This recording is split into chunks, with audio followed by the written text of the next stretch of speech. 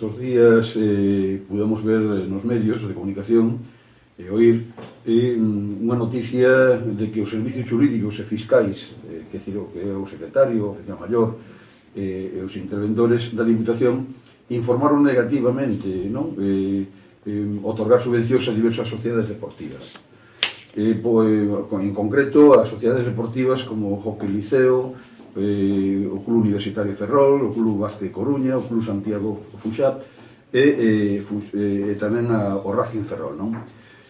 Nas mesmas informacións se decía que o grupo político da Alternativa dos Veciños tamén se opoñía e apoiaba os servicios xurídicos e fiscais da Diputación. Faltaba máis non apoiar os servicios xurídicos e técnicos da Diputación en un tema tan descarado como era este, non?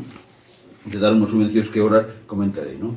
Estes informes mencionaban que o interventor decía que é un posible delito otorgar subvencións para pagar o soldo de xogadores.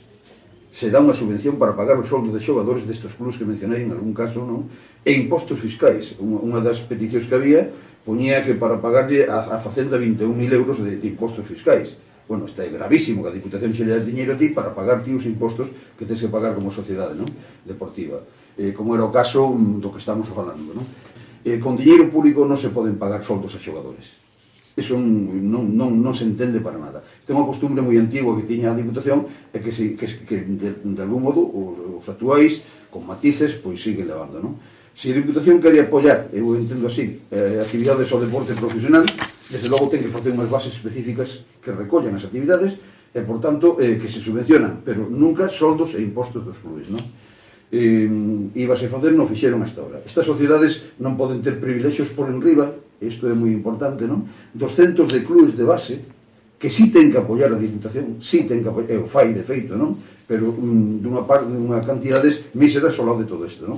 Hai centos de clubes que se sacan unha convocatoria aberta para que participen e que todos xuntos, todos estes clubes xuntos non chegan a percibir o que estos 5. Estamos falando de cerca de 200 clubes e sociedades deportivas da provincia da Coruña, non?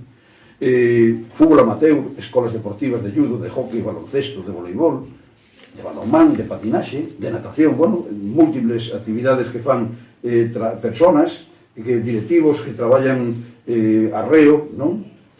E que a subvención da Diputación lles axuda algo, pero claro, vemos que se che dan a ti 1.500 euros con un club con 200 rapaces, con un esforzo tremendo de directivos que non cobran un duro, desplazan os nenos de un lado para outro nos seus coches privados, bueno, non se entende. A Diputación ten que apoiar o deporte base e xa está facendo, pero ten que incrementalo, non? Non se pode seguir mantendo esta situación. Un solo club desos, pois, imagínate, 100.000 euros e cantos clubes para sumar os 100.000 euros destos pequenos, non?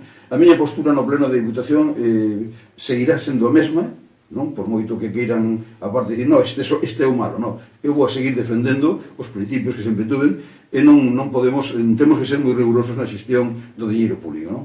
Hoxe pola tarde, por certo, volvo a haber unha comisión informativa na Diputación para levar ao pleno esta mesma proposta que quedou sobre a mesa en 2 ocasións.